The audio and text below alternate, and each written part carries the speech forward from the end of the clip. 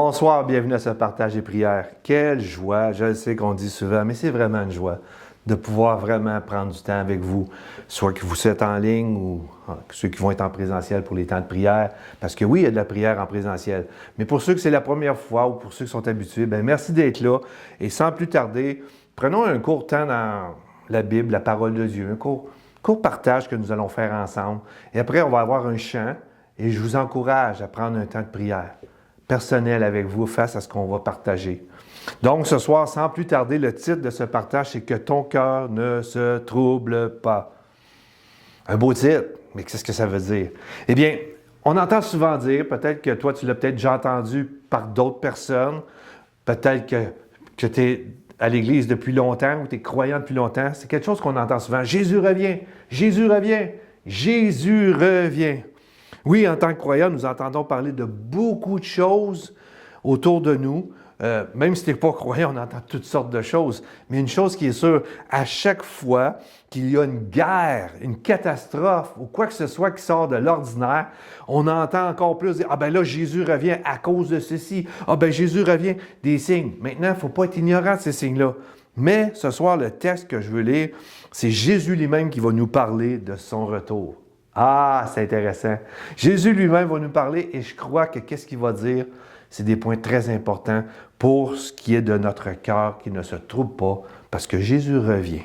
Donc, dans Jean chapitre 14, versets 1 à 4, ça commence ici. Jésus parle à ses disciples, il nous parle ce soir, il te parle, il me parle.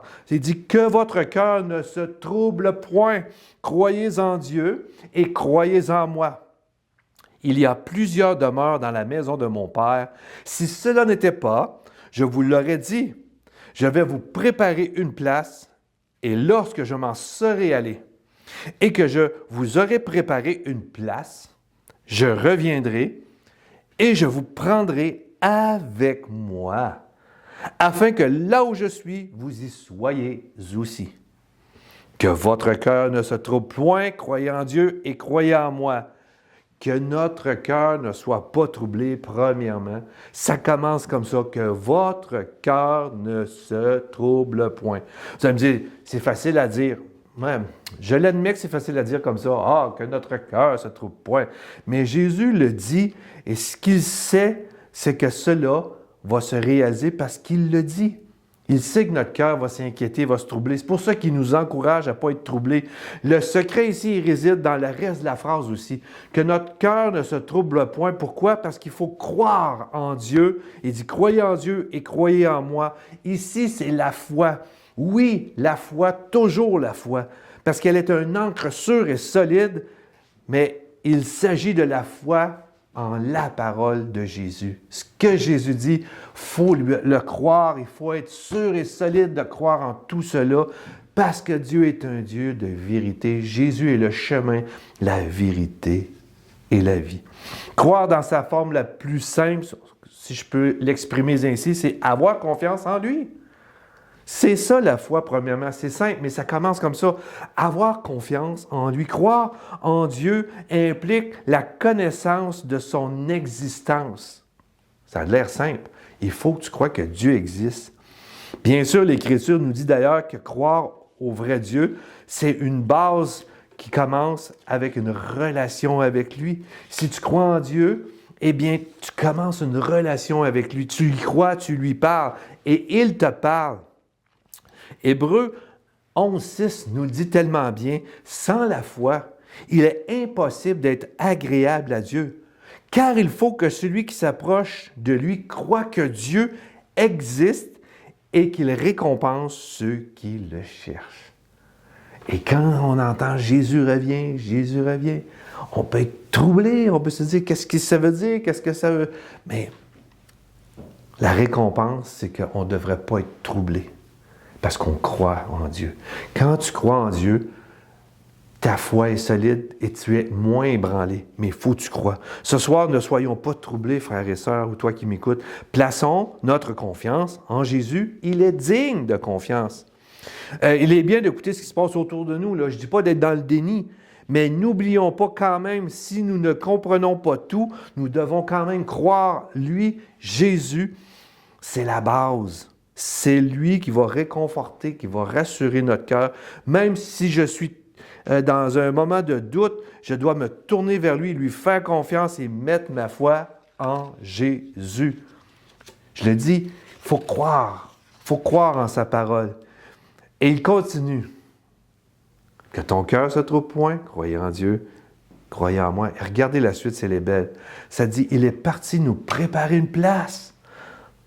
Jésus est parti nous préparer une place.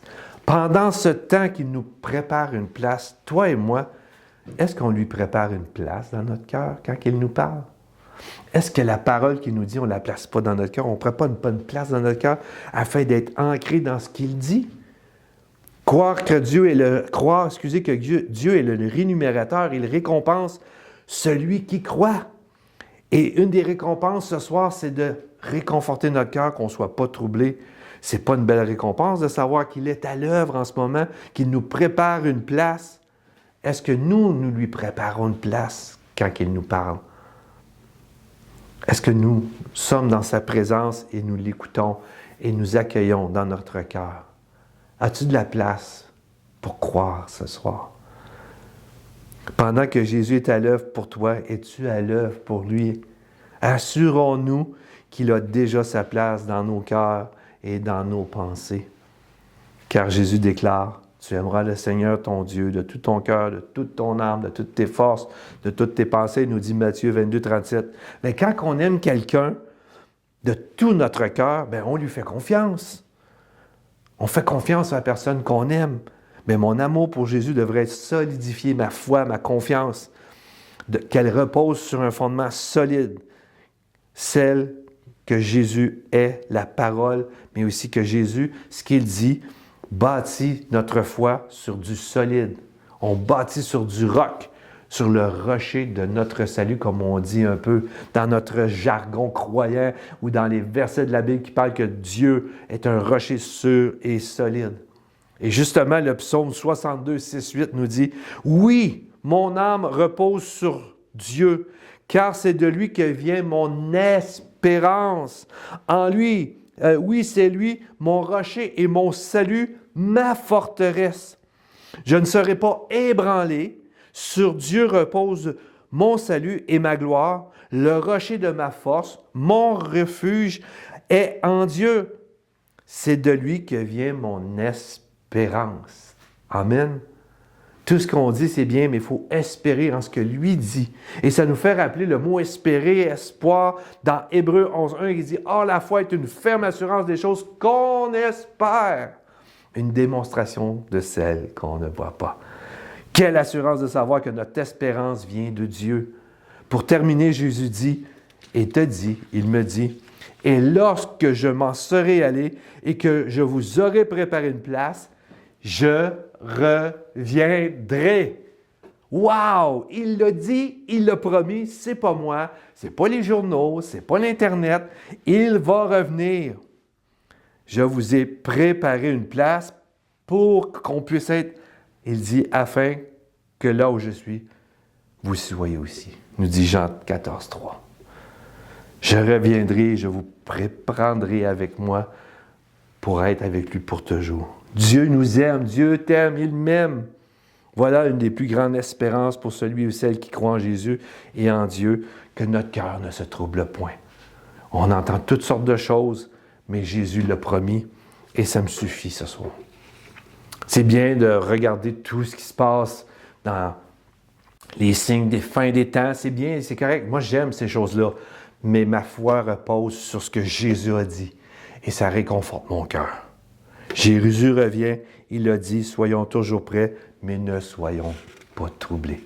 Si ton cœur est troublé, pose-toi une question. Va voir Jésus, il va le réconforter.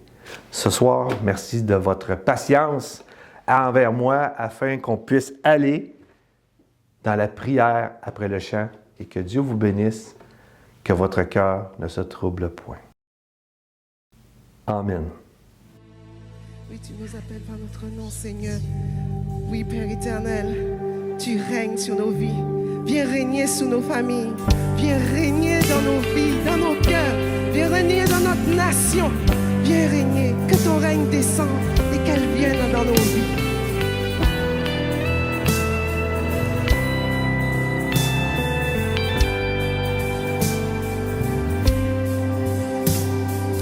Descendu sur la terre, calmant le flot des mers, tu nous as montré ton immensité.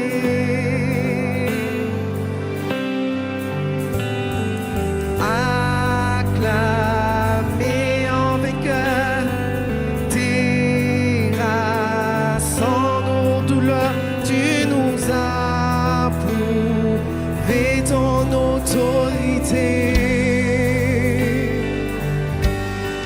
Tu règnes, toi notre majesté. Dites-lui qu'il règne dans ce monde. Tu règnes sur tout est racheté. Tu règnes sur l'univers entier. Tu règnes, tu règnes.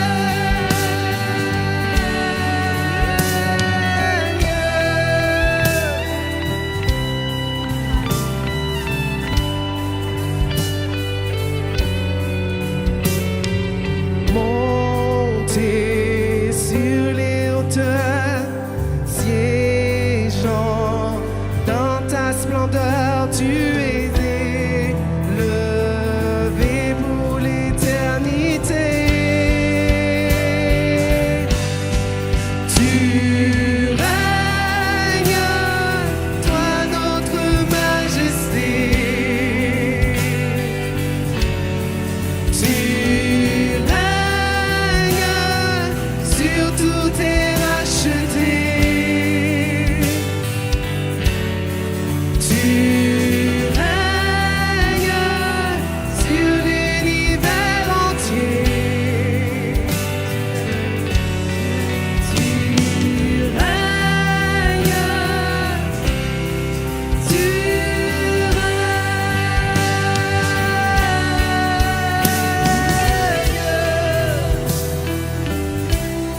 Tu règnes sur les circonstances. Tu règnes sur nos douleurs. Tu règnes quand tout va mal. Tu règnes quand tu es là. Tu nous lâches pas. Tu règnes dans nos cœurs. Tu règnes dans nos familles. Mesurer ton immensité, qui peut s'opposer à ta majesté, Dieu d'éternité. Tu es Yahweh, qui peut mesurer ton immensité, qui peut mesurer ton immensité, qui peut s'opposer à ta majesté, Dieu d'éternité. Tu es Yahweh,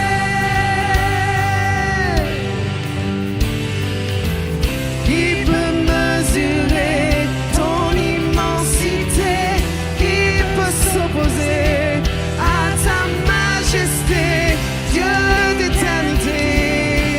Tu es Yahweh. Dites-le ensemble. Qui peut mesurer ton immensité, qui peut s'opposer à ta majesté, Dieu d'éternité. Tu es Yahweh. Tu règnes, toi notre majesté. Tu règnes, sur tout est racheté.